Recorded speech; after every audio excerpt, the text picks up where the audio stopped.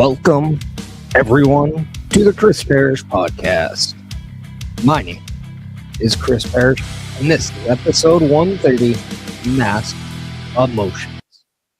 We're coming off the high that was AAA, Noche de Grande last night, and we preview Clash in Italy that is set in just, an hour and a half, hour 45 minutes away. Pretty nuts. Get ready for an impactful Sunday. How's everybody doing? Hope you're doing well. But first things first, let's say thank you to our sponsors. Our proud sponsor, Beercade YEG, located downtown in Edmonton, Alberta at 10544 82nd Avenue. They are great partners, they're great friends, and they're the home of all WWE and AEW PLEs and pay-per-views. And did I mention their free viewings as well? All you have to do is call in, reserve your table, and you're off to the races. Great food, great atmosphere, great arcade games. It is a fun experience. Also want to shout out W.GG. That's right. If you want to go and get a nice, healthy drink for yourself, you can.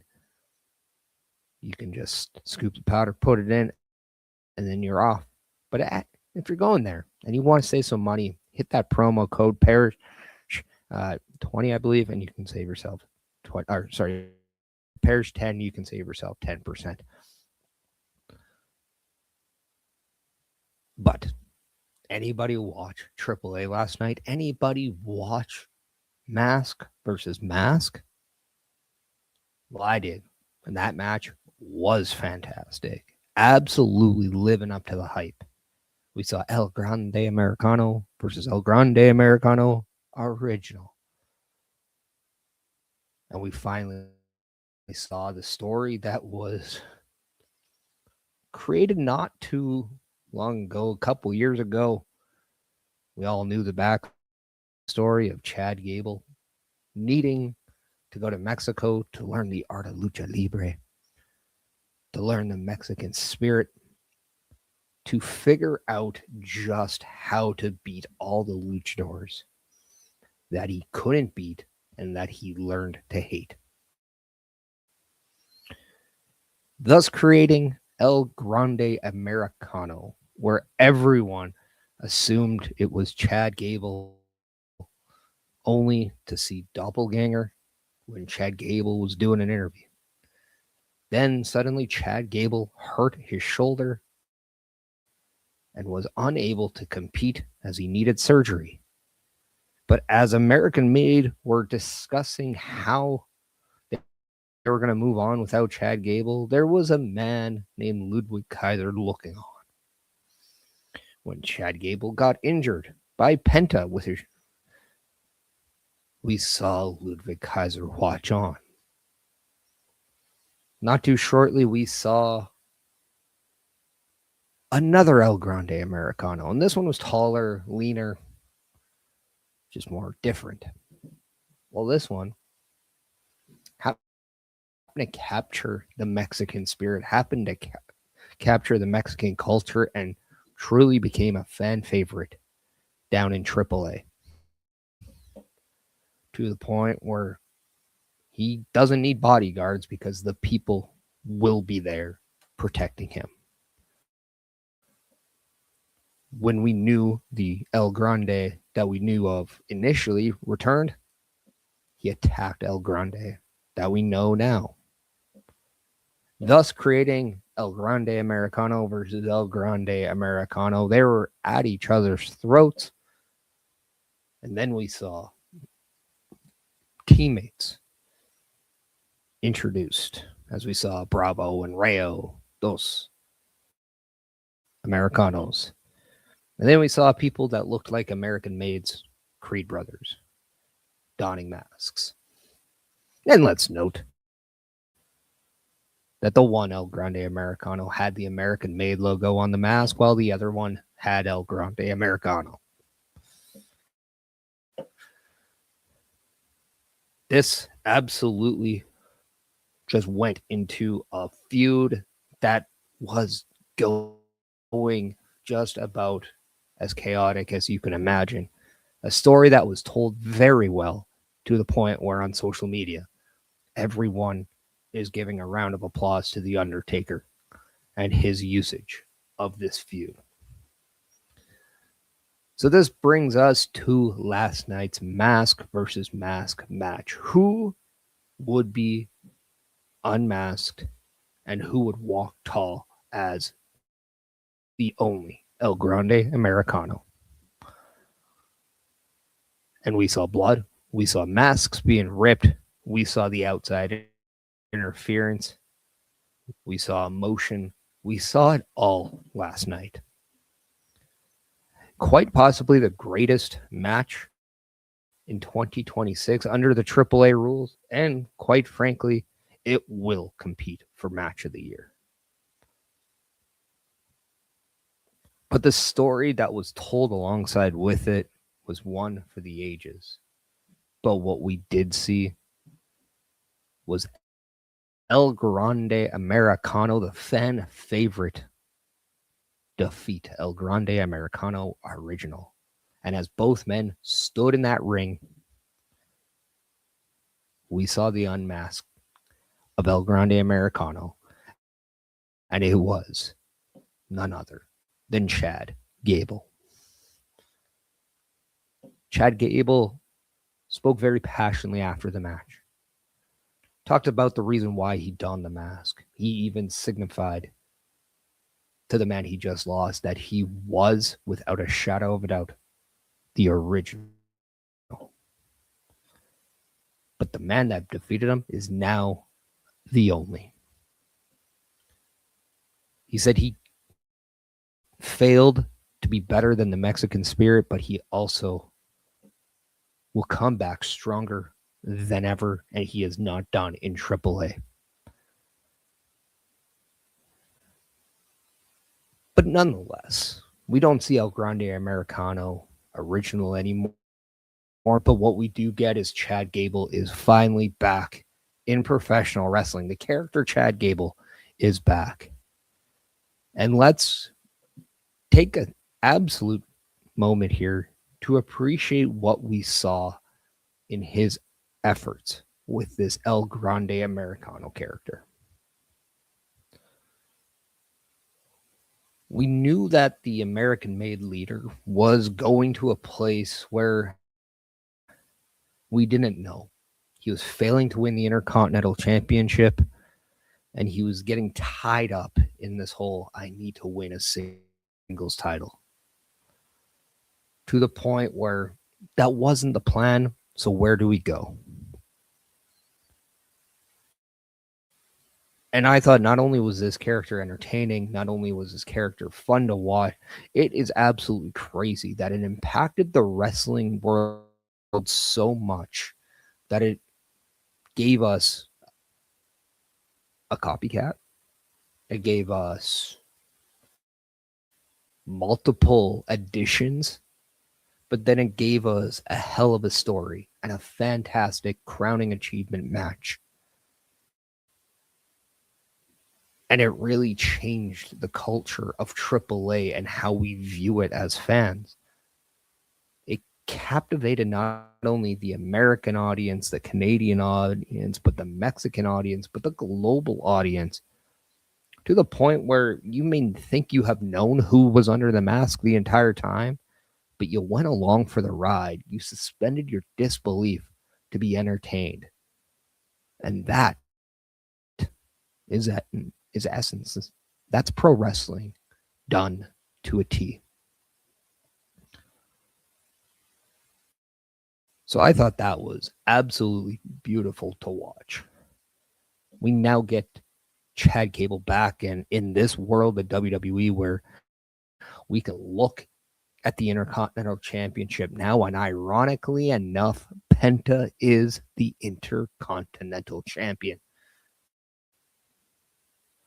So how beautiful is it that Chad Gable can not only return to Raw, win that singles championship that he desperately wants, but then also do it by defeating a luchador in Penta. You can't write better stories than this. This just works out so well. But that wasn't the only match at Noche de la Grande last night. We saw 3 other matches. In fact, 3 other championship matches. And we saw 3 new champions as we open the night with Rey Fenix defeating Laredo Kid for the AAA Cruiserweight Championship. And if you didn't enjoy that match, well, one, what is wrong with you? Because that was a fun opening match. Fast-paced, great aerial moves. It was just fun. We then go to the tag team titles, where we see the War Raiders defeat Pagano and Psycho Clown. And not only that, we saw Pagano walk out while Psycho Clown was getting jumped by the War Raiders. And yes, it gave me familiar vibes with Sami Zayn, Cody Rhodes, and Gunther. But sometimes the heel turn doesn't always need an attack. Sometimes the heel turn just needs to have an action. And did you not hear the crowd when Pagano stopped and continued walking, knowing that Psycho Clown was getting beat up? They ate it up. They ate it up, and it was fun to watch. But that wasn't it. We saw Vikingo defeat Dr. Wagner Jr. for the Latin American Championship. So we've seen a change in direction just about across the board in AAA. A new direction with the Tag Team Championships, a new direction with the Cruiserweight Championship, and the Latin American Championship. And now we have solace in understanding who is now the only El Grande Americano. We got closure on a beautiful story told. And let's understand this, just because we got a winner in a mask versus mask match, let's not think that it is completely over. It's just the El Grande Americano story is over. Unless Chad Gable is petty enough to come back and take it away from the man who stole it away from him.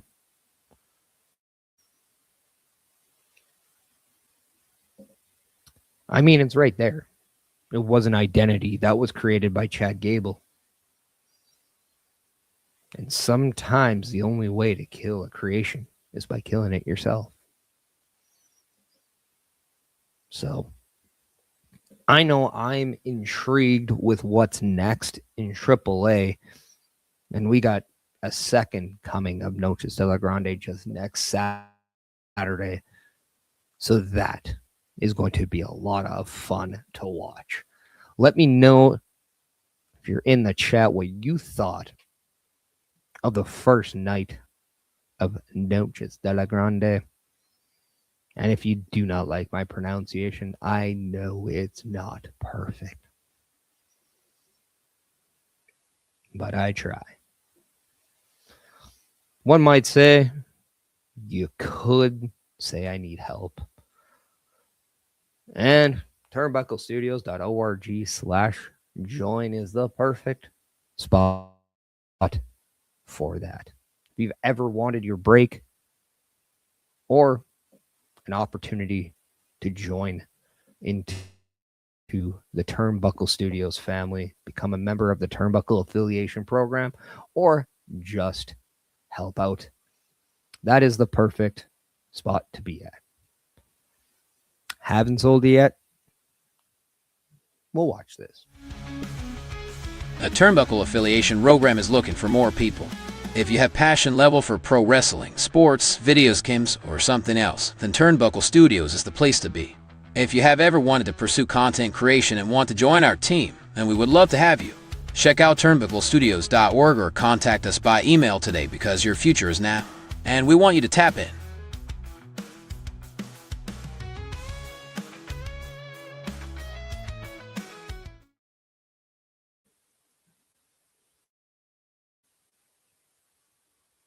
We said, or I said earlier, that later today, in about 90 minutes, we will be watching Clash in Italy.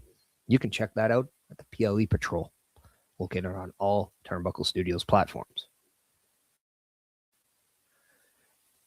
So let's get right into Clash in Italy, the prediction side of things, because we do have some amazing matches that are going to happen. In fact, we have 5. We have 5 with 3 title matches. Or I believe it's 5. Let me just double check. I may have counted wrong. But let me know what you think is going to be your show stealing match. I believe we are going to see an absolute amazing match between Cody Rhodes and Gunther for the undisputed championship. Let's kind of look at the backstory a little bit here. Gunther did Paul Heyman a favor by attacking Seth Rollins that set up their match at WrestleMania, to the point where it delivered a favor to Gunther. That favor ended up being a championship match against Cody Rhodes on SmackDown, thus moving Gunther to SmackDown. Except Gunther overplayed his hand, tried to wait out a little bit, to the point where Nick Aldis said, look, if you don't want to sign this contract, there are plenty of guys in the back that will. And this allowed Royce Keys to jump on the opportunity. But instead of signing and getting a title match, he ended up facing off against Gunther in a match where the winner would then be that guy.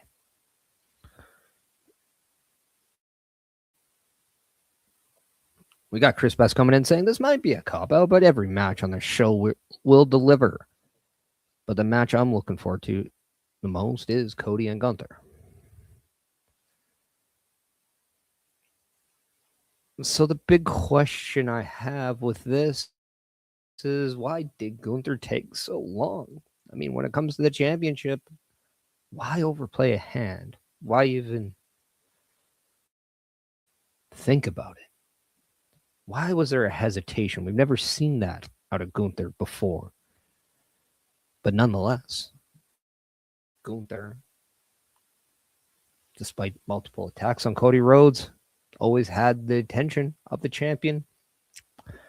But now we're seeing a different side of Gunther. Maybe mind games. And, well, when we think mind games, we don't think of Gunther. So, yeah, we'll give him the pass here, but Gunther, lesson learned. Don't overplay a championship opportunity. But that wasn't it. Cody Rhodes and Sami Zayn got into a little bit of a spewing match a couple weeks ago, and we saw a match between the two.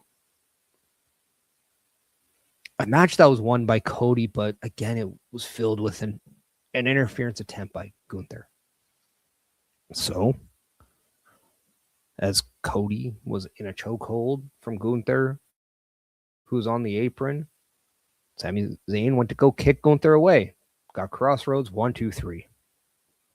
Gunther then continued the assault on Cody Rhodes after the match. Sami Zayn watched on. and left. To everyone's displeasure, Sami Zayn just said, I tried to help you out. You beat me up. So why would I want to help you out again?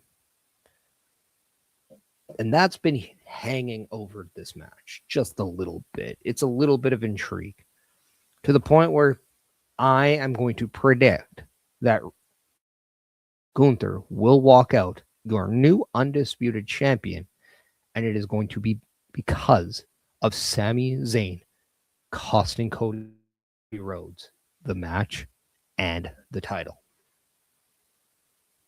I mean, let's not mistake it. Cody Rhodes has a history of his friends turning on him. Just look at Randy Orton. Just look at Kevin Owens. To an extent, Drew McIntyre.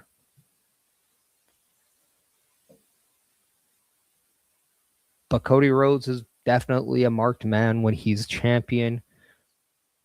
And I think he definitely is too gung-ho as champion to the point where he might overplay his hand while being the champion.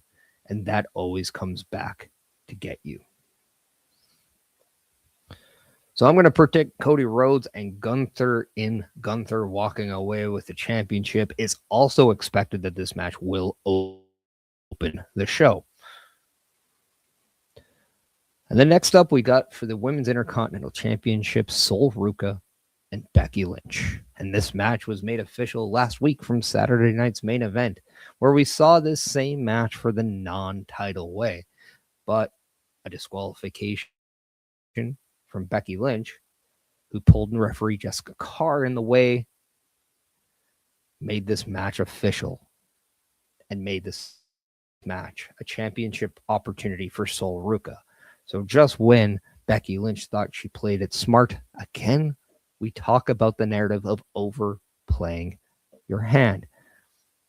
Trying to take the easy way out, but this time it backfired. You lost a non-title match to someone. That's almost code for they're going to get a title match in the future. So this is where we're at. I'm going to pick Becky Lynch to retain the championship here, but I don't think this is over by any means. I think Becky Lynch is going to successfully play that dirty card in the deck, and she is going to sneak away with this championship. And we might even see a disqualification yet again. This could be a theme. This could then lead to a no disqualification match.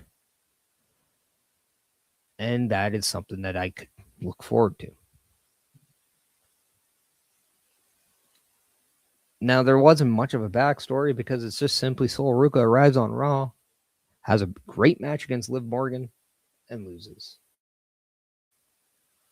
Comes in, has a match with Io Sky, loses. Then Becky Lynch is in a ring. She's doing a promo. Sol Ruca comes out. Boom. Match is made for Saturday night's main event, non-title, because Becky Lynch doesn't feel Sol Ruca has earned one. Sol Ruca picks up her first win last week by disqualification, and now she has one. That, in essence, is your backstory to this match. So, yeah, not much of a story, not much of a payoff. That's where I'm going with.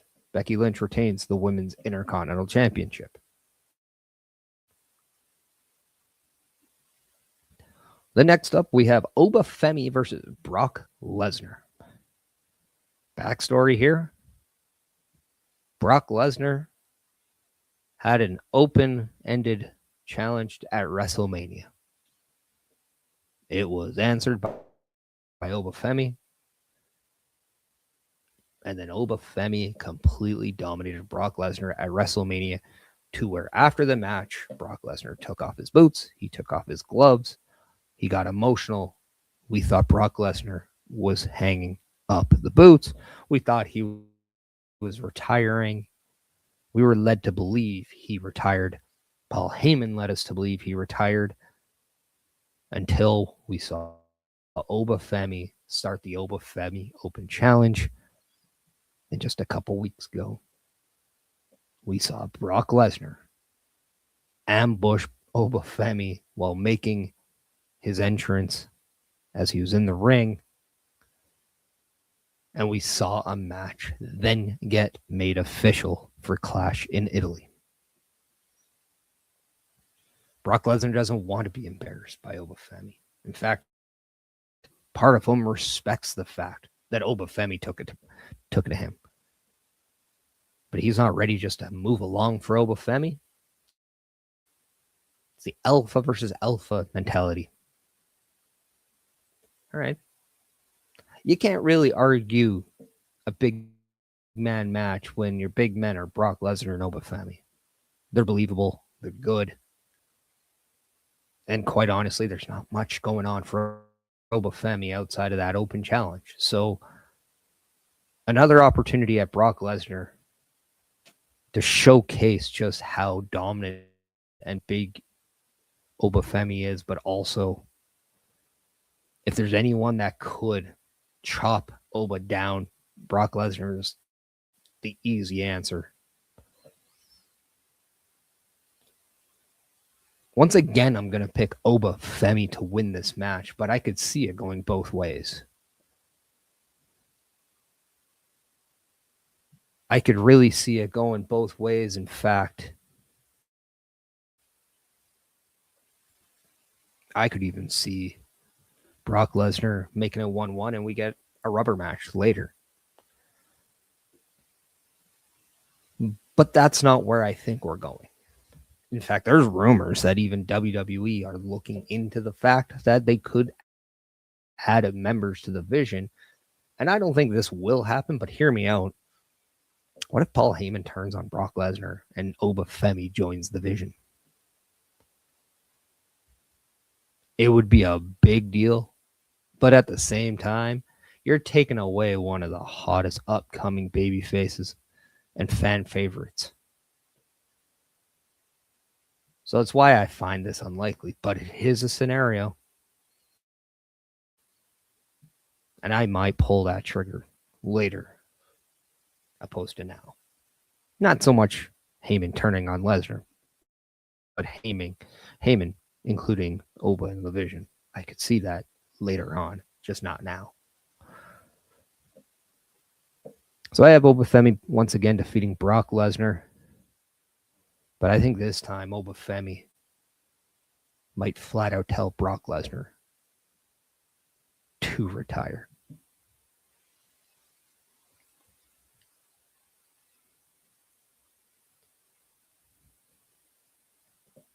And then what I think might be the sneakiest match of the night, it is for the Women's Championship. It is Jade Cargill getting her rematch against champion Rhea Ripley. And this backstory pretty much is what it is. Rhea Ripley wins Elimination Chamber, faces Jade Cargill at WrestleMania, defeats Jade Cargill at WrestleMania, and becomes champion. During that, we saw the formation of the trio, Michin, BFAB, and Jade Cargill, and they were running roughshod on Rhea Ripley until we saw Io Sky make some attempts in, but because of Rhea's winning the title, she moves over to SmackDown. Io Sky is left behind, no longer able to help out. Until we saw Charlotte and Alexa Bliss get involved to kind of help out Rhea.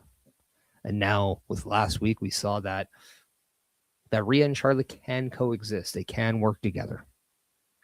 But we do know that both Charlotte and Rhea Ripley are locked in on wanting a piece of Jade Cargill.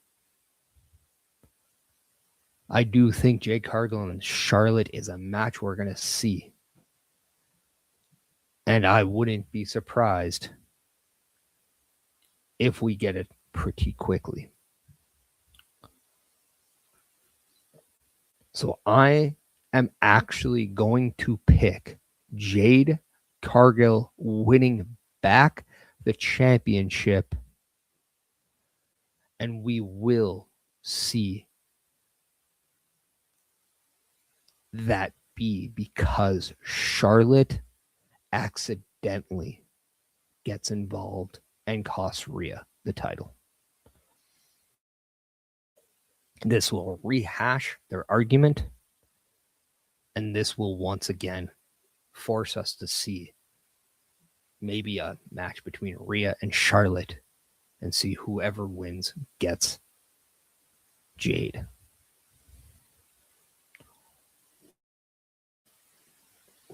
And then next up, we have what I feel is the main event of the night. Roman Reigns defends his WWE World Heavyweight title against Jacob Fatu in a tribal combat match. I do think we're going to see all of the shenanigans in this match. I think we're going to get every piece of this again and what are they doing rolled up into one. I've been very confused to why you moved Jacob Fatu from SmackDown to Raw to put him in this feud with Roman only to lose in a way that I thought made no sense. Now, they had their match and it was Roman Reigns winning. He was in and he was in that Hagen death grip, and he exposed a turnbuckle where he then rammed Jacob Fatu into it to pin him. And then we saw the attack afterwards, Jacob on Roman. And I didn't like that because I thought that match deserved a disqualification finish instead, where that would have disqualified Roman. Jacob won, but he didn't win the title. That's not how he wanted to win. He flips out, same thing.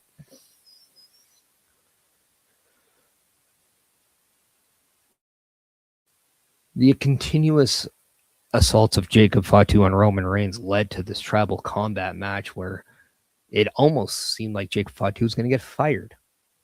And then instead, Fatu challenged for tribal combat. To Roman Reigns' surprise, he accepted because Roman did not know that Jacob Fatu understood tribal combat, but as the tribal chief, he was inclined to accept. So this match has all the ingredients to intrigue because do you see the same thing? And I fear that's what we're getting once again as a Roman Reigns champion. We know the Usos are going to get involved. Does anybody else get involved? When WWE is not in North America, they tend to bring somebody in. We've been hearing of Zilla Fatu for a while now. Does Zilla Fatu debut in Clash in Italy? That is going to be the very intriguing question. Do the Usos turn on Roman Reigns? Because over time they feel that there's no stopping Jacob Fatu.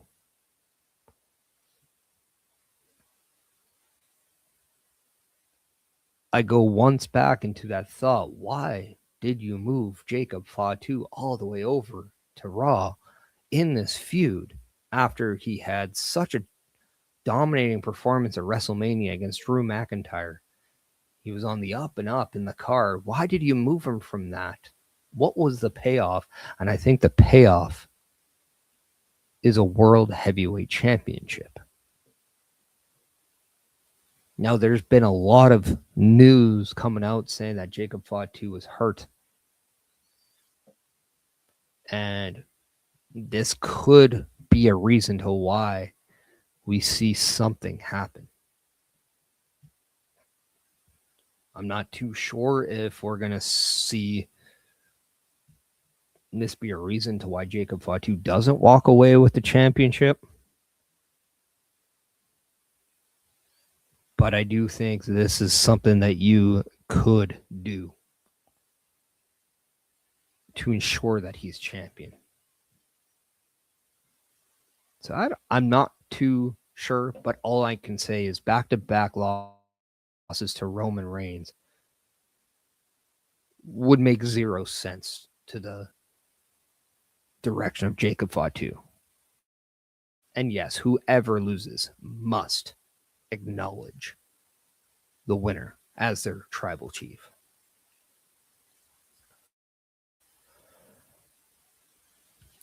So let me know what you think about all that while we go to our amazing ad of turnbucklestudios.org/shop. Our direct red bubble powered shop is a place to go to get everything Turnbuckle Studios, whether you want merchandise, accessories, or whatever the case may be. There is a plethora of products that you can get, and you can do it on any show in the Turnbuckle affiliation program. If you get a Chris Parrish podcast shirt or anything, let me know. I'll give you a live shout out on the next episode of the Chris Parrish podcast, but I will also ensure that you, with your approval, are the representation of a Chris Parrish podcast purchaser on the next shop advertisement video. So let's check this out, and we'll get back to some more pro wrestling conversation. The Turnbuckle Studios store is open for you 24 hours a day, 7 days a week. Get the merch and represent the best from the shows you watch on a weekly basis. Multiple styles to choose from with over 10 products available. Don't get left out and pick up all your favorites today. Find us at turnbucklestudios.org.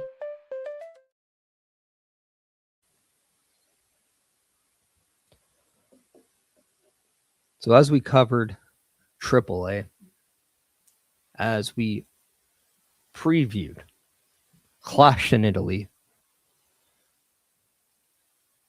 there's not a lot more that happened in the world of WWE, with the exception of the possibility that it's sounding more and more likely that Enzo Amore could be back in WWE. More specifically, back in NXT.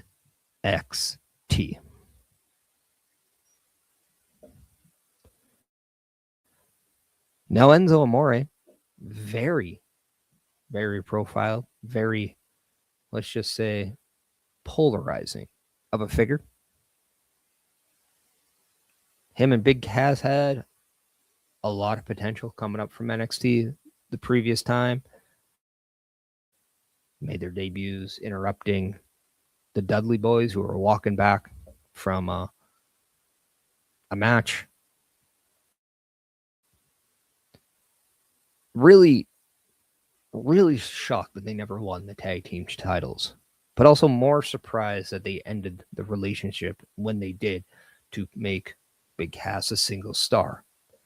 We then saw Enzo Amore go on to become a Cruiserweight champion, and he was actually quite a decent villain in the Cruiserweight division.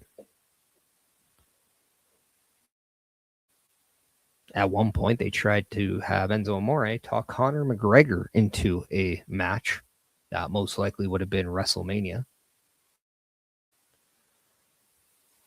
He has the gift of gab. That's something nobody can take away from him. But to bring him back, now that's the intriguing part. We've seen people come back before. We've seen a lot of people come back and be completely different. So there's always that open-ended in the perception of what's going on. And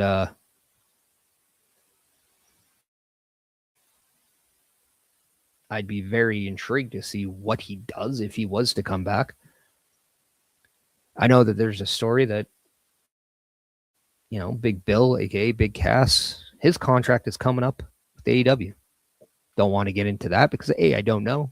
2, you don't know how much injury time he could have extended. We also don't know if he intends to re-sign with AEW or not. But that's not fun. What is fun? Let's assume he leaves AEW. Let's assume there's that possibility. Would you reunite Big Cass and Enzo Amore? Now, there has been the theme that WWE does want to try to beef up their tag team division. Well, Big Cass and Enzo Amore could very well be a starting piece for that. I would love to see Big Cass and Enzo kind of go up against the Creed brothers. I think that would be fun. You can even use Enzo and Big Cass in a way to put Penta and Rey Fenix together.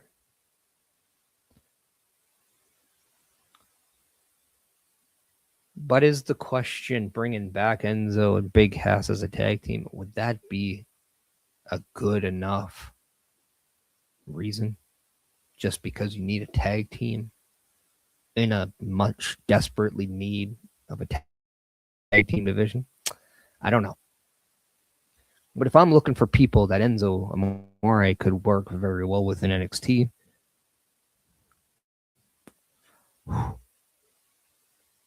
Mason Rook for sure. Tony D'Angelo for sure.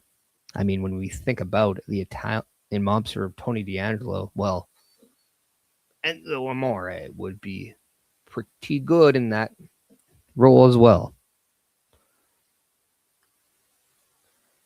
But I'm just not sold on Enzo and Big Cass coming back. Maybe more open to Big Cass than Enzo. But that's just me. I would love to see WWE redo the Cruiserweight division, but again, I don't see it on the main roster, and I don't think it's going to last. Sadly, this would have to be something that NXT does, and I just think at this point, you're taking something out, and at this point, I think the speed titles are just doing exactly what they need to do, but the Heritage Cup has kind of lost all relevance to me. Don't seem to care too much about it. But you also have too many titles on the brand as it is.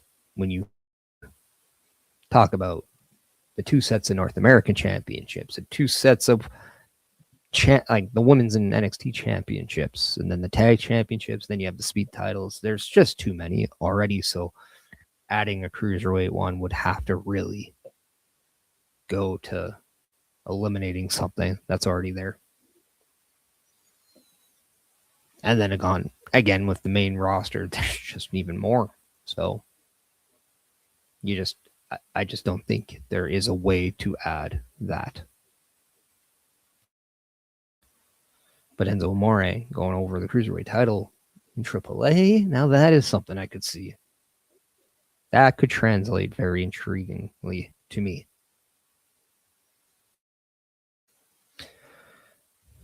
But that is why we have the conversation. So let me know in the comments if you're pro Enzo Amore returning to WWE, and more specifically NXT. And let me know if there's somebody else you would be open to having return to WWE. Now, while you mull on that one, let me show you what we have coming up on an everyday aspect here in Turnbuckle Studios. We call it the calendar. And I might say, look, on Thursday, as we do now, have a little bit more clarity on what's different on Thursdays. But I will also remind you, in 1 hour's time, PLE Patrol on all the platforms Turnbuckle Studios goes live with Clash in Italy. You do not want to miss it. Turnbuckle Studios and the Turnbuckle Affiliation Program bring you the week of streams. All times are in Eastern Time. Monday night, we are on call as the Raw Patrol is on duty at p.m. Tuesday brings you the flagship show, Turnbuckle Talk, at 8:05 p.m. Wednesday, we play games with the PlayStation Showcase at 8 p.m. Thursdays, let us power your dreams with the Xbox Showcase at 9 p.m. Friday, we invite you to come for a ride with the SmackDown Security Detail at 8 p.m. The weekend brings you Saturday Night Gaming at 8 p.m. On Sunday, be sure to catch the Chris Parrish podcast at 12:15 p.m. And later in the day, the Locker Room presents Wrestling Recap delivers at 7 p.m. Always be aware that weekend shows can vary in times, as the PLE Patrol and other watch party streams are always a must-see. Be part of the shows and join the chat every day, and watch all of the latest episodes on turnbucklestudios.org/shows. And please do not forget to drop a like, follow, and to subscribe to all of our channels, and when the time is right, all you have to do is tap in.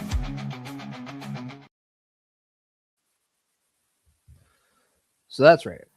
That's what you can see every week. And I will let you know that the wrestling update later tonight will still go on as scheduled. There is no change. There's just additions on this day. So very happy for Bubba Duke with the inclusion of the Xbox Showcase. That's going to be a lot of fun to see.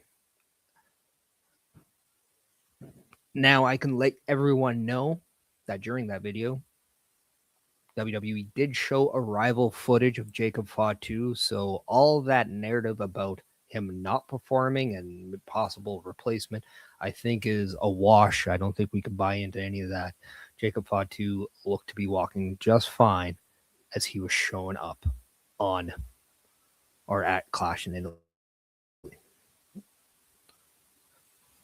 I think by now you would have known if there's a replacement. So if there happens to be one, chances are it is for storyline purposes. I don't think it is due to anything else. Now, I do want to let everybody know that we will be rating out on both my Twitch as well as Turnbuckle Studios, and we are going to be rating out probably to the same person in, not sure yet. So if you have a suggestion, leave it in the comments and we'll get to it. And that is where we will go. This is going to be kind of the it of episode 130. We do want to give some proper time to set up for the PLE Patrol. So I am going to let you know what is on tap for next week. And that is episode 131, the June Bug Jitters. That was a typo. It is June Bug. Not June Big Jitters. June Bug. That was a typo. This is not a typo. This was episode 130. So I just want to say thank you to everyone for stopping by. I appreciate all of you. So please, check me out next week for episode 131. June Bug Jitters, not June Big Jitters. Again, that was my bad. I misspelled. And I just want to say, I hope everyone enjoys Clash of Italy. I hope you have a great time watching that show. But until next week's episode, I advise everyone to be safe, to be happy, and be healthy. Thank you for joining. I'll see you next week. Have a great night. Rip through the clouds, faster, catch us from falling close to the ground.